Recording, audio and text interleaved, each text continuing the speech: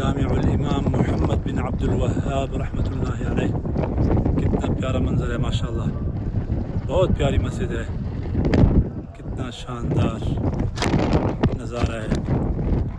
ये देखे सारा मंतिक़तुल अबराज,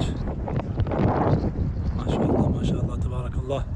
اللهم اجعل هذا البلد آمنا مطمئنا سخاء رخاء وسائر بلاد المسلمين.